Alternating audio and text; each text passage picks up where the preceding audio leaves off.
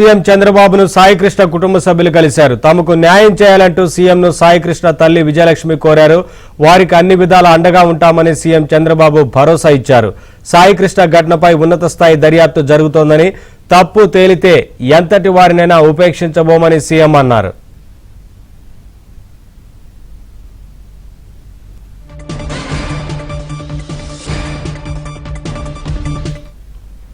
మరోవైపు సాయికృష్ణ మిస్సింగ్ కేసులో దర్యాప్తు వేగంగా సాగుతోంది. కృష్ణలంక పోలీస్ స్టేషన్ కు టాస్క్ ఫోర్స్ ఏసీపీ లతాకుమారి చేరుకున్నారు. ఆమెను ఏసీపీ దైవ ప్రసాద్ విచారిస్తున్నారు. మార్కాపురం నుంచి సాయికృష్ణను తీసుకొచ్చాక టాస్క్ ఫోర్స్ పోలీసులు విచారించినట్లు సమాచారం రావడంతో దర్యాప్తులో భాగంగా టాస్క్ ఫోర్స్ ఏసీపీని ప్రశ్నిస్తున్నారు.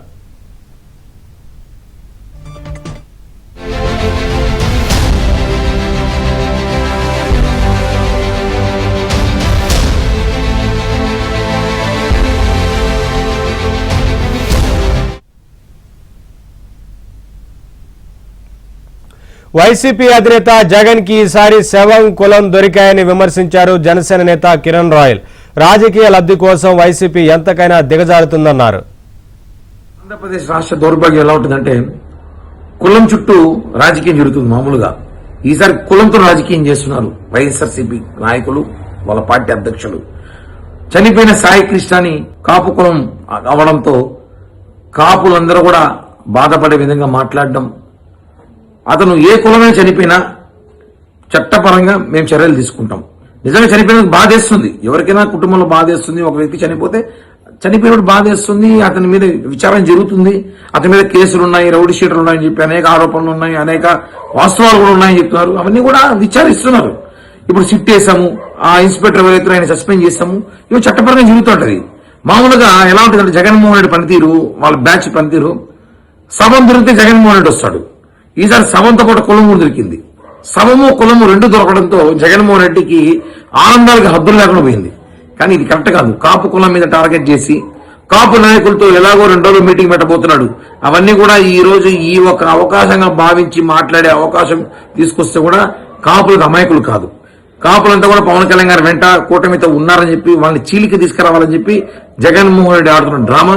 జగన్మోహన్ రెడ్డితో పాటు ఆయనతో పాటు కొంతమంది కాపు నేతలు, జగన్మోహన్ రెడ్డికి కాపలా కాసే కాపు నేతలు కూడా దీంట్లో భాగంగానే ఉన్నారు.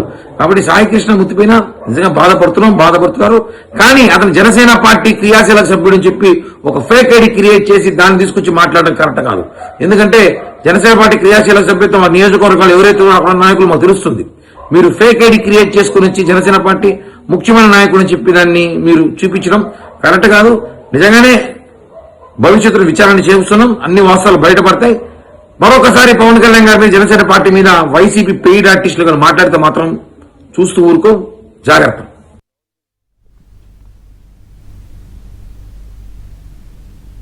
అప్డేట్స్ మా కరెస్పాండెంట్ ప్రసాద్ లైవ్ ద్వారా అందిస్తారు. ప్రసాద్, సాయికృష్ణ కుటుంబ సభ్యులు ఏం చెప్తున్నారు? ఇప్పటికే తాడేపల్లి నివాసంలో ముఖ్యమంత్రి చంద్రబాబును కలిశారు కదా. నవీన్, రాష్ట్ర వ్యాప్తంగా సంచలనం కలిగించిన సాయికృష్ణ అదృశ్యం కేసుకు సంబంధించి రాష్ట్ర ప్రభుత్వం చాలా సీరియస్గా తీసుకుంది. ఈ అంశం సంబంధించి వైసీపీ రాజకీయ కోణంలో చూడటం, కుల రాజకీయాల నేపథ్యంలో అప్రమత్తమైన ప్రభుత్వ యంత్రాంగం దీనిపై పూర్తిస్థాయిలో దర్యాప్తుకు ఆదేశించింది. ఆ ముఖ్యమంత్రి చంద్రబాబు నాయుడు, డిప్యూటీ సీఎం పవన్ కళ్యాణ్ ఉన్నత స్థాయిలో సమీక్ష కూడా చేసి వెంటనే ఈ ఆరోపణలు ఎదుర్కొంటున్న కృష్ణలంక సిఐ నాగరాజుని ఆ విఆర్కి మొదట పోలీస్ కమిషనర్ విఆర్కి పంపించగా విఆర్ కాదు, ఉన్న పరిస్థితులు ఆ సాక్ష్యాల నేపథ్యంలో వెంటనే సస్పెండ్ చేయాలంటూ డీజీపీని ఆదేశించారు. దీంతో సీఎం ఆదేశాలతో ఇటీవల అతను సస్పెండ్ కూడా చేశారు. అయితే నిన్న ప్రత్యేకంగా సిపిని కలిసిన కుటుంబ సభ్యులు, సాయికృష్ణ కుటుంబ సభ్యులు మొత్తం జరిగిన ఘటనకు సంబంధించి వారికి ఉన్న అనుమానాలు, అదేవిధంగా మార్కాపురం తీసుకువెళ్లి ఏ విధంగా ఇబ్బందులు పెట్టిన అంశాలపై కూడా పూర్తిగా ఒక వినతి రూపంలో రాతపూర్వకంగా అందజేశారు. ఈ మొత్తం పరిణామాల నేపథ్యంలో ఈ నాగరాజుపై హత్యాయత్నం కేసును కూడా నమోదు చేశారు. ఈ రోజు రేపట్లో అరెస్ట్ చేయడం కానీ లేదా అతను లొంగిపోవడం కానీ జరగవచ్చని కూడా చెప్తా ఉన్నారు. ఈ పరిణామాల నేపథ్యంలో కొద్దిసేపటి క్రితం ముఖ్యమంత్రి చంద్రబాబు నాయుడు నివాసానికి సాయికృష్ణ కుటుంబ సభ్యులు తల్లి విజయలక్ష్మితో పాటు మేనమామలు, అలాగే పిన్ని కనకదుర్గ వీరందరూ కూడా ముఖ్యమంత్రి చంద్రబాబు నాయుడిని కలిశారు. ఆయన కూడా వారందరూ కూడా జరిగిన ఘటనపై విచారం వ్యక్తం చేస్తూ ఇలా జరిగి ఉండాల్సింది కాదు, కానీ ప్రభుత్వ పరంగా అన్ని విధాలుగా తాము అండగా ఉంటాము, న్యాయం చేస్తామని కూడా భరోసా ఇచ్చారు. ఎవరైతే ఆరోపణలు ఎదుర్కొన్నారో సిఐ నాగరాజు దీనికి సంబంధించి ఇప్పుడే ఉన్నత స్థాయిలో విచారణకు ఆదేశించాము. అన్ని కోణాల్లో కూడా విచారణ పూర్తయి నివేదిక అందిన తర్వాత చర్యలు కూడా తీసుకుంటామని వారికి హామీ ఇవ్వడంతో వారు కూడా శాంతించారు. నిన్నటి వరకు తమ ఆవేదన ఆగ్రహం వెలిబుచ్చిన కుటుంబ సభ్యులు కూడా ఈరోజు ప్రభుత్వం తమకు అన్ని విధాలా అండగా నిలుస్తుందని భరోసా కల్పించిందని, తమ బిడ్డకు సంబంధించిన సమాచారం పూర్తిగా ప్రభుత్వం నుంచి తమకు అందుతుందని, తప్పకుండా తమకు న్యాయం జరుగుతుందనే ఒక ఆనందం కూడా వెలుబుచ్చారు. అయితే ఇటువంటి ఘటనకు సంబంధించి మరోసారి ఏ బిడ్డకు ఈ విధంగా జరగకూడదని, ఎవరైతే ఇందులో పాత్రదారులు సొత్తుదారులు ఉన్నారో వారిపై కఠిన చర్యలు తీసుకోవాలని మాత్రం వారు ప్రభుత్వానికి విజ్ఞప్తి చేశారు.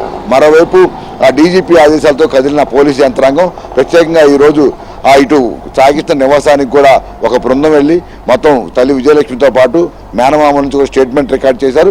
ఈ స్టేట్మెంట్కి సంబంధించి వారికి ఉన్న అనుమానాలు కూడా రాతపూర్వకంగా అందజేశారు. దీనికి సంబంధించి ఏసీపీ దైవప్రసాద్ మాట్లాడుతూ వీడి ప్రస్తుతం ఈ మొత్తం విచారణ చేస్తున్నామని, దర్యాప్తు మొత్తం కూడా పూర్తయిన తర్వాత నివేదికను ప్రభుత్వానికి అందజేస్తామని కూడా చెప్పారు. మరోవైపు ఏదైతే ఇప్పుడు ఈ మొత్తం వివాదానికి కేంద్రంగా మారిందో అదే కృష్ణలంక పోలీస్ స్టేషన్ బయటే మనం ఉన్నాము. ప్రస్తుతం కృష్ణలంక పోలీస్ స్టేషన్ లోపల కూడా ఈ ఫోరెన్సిక్ నిపుణులు కూడా వచ్చారు.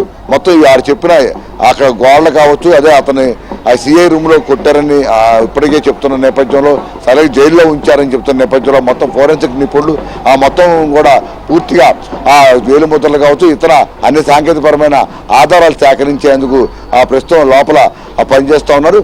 మరోవైపు రవిప్రసాద్ కొద్దిసేపటి క్రితం టాస్క్ ఫోర్సు ఒక సిఐని, ఒక ఎస్ఐతో పాటు ఏసీపీ లలిత్ కుమార్ని కూడా పిలిపించినట్టు తెలుస్తూ ఉంది. వారు ప్రస్తుతం లోపల విచారిస్తున్నారు కూడా తెలుస్తోంది. ఎందుకంటే ఇప్పటి వరకు మొత్తం సిఐ నాగరాజు చుట్టూ ఈ కేసు నడవగా అసలు మార్కాపురం నుంచి తీసుకొచ్చిన తర్వాత టాస్క్ ఫోర్స్ ఆధీనంలోకి ఆయన సాయికృష్ణను తీసుకున్నారని, అక్కడ అతన్ని విచారించారని, ఆ సమయంలోనే అతన్ని కొట్టారని కూడా ఇప్పుడు కొత్తగా అంశాలు వెలుగులోకి వస్తున్నాయి. ఈ పరిణామాల నేపథ్యంలో టాస్క్ ఫోర్స్ పోలీసులు ఎవరెవరు తీసుకెళ్లారు, అతన్ని అక్కడ విచారించిన సమయంలో కావచ్చు, చెప్పినట్టుగా కొట్టిన సమయంలో కావచ్చు, ఎవరెవరు ఉన్నారనే అంశాలపై ప్రస్తుతం విచారణ జరుగుతుంది. వారి నుంచి స్టేట్మెంట్ కూడా తీసుకుంటున్నారు.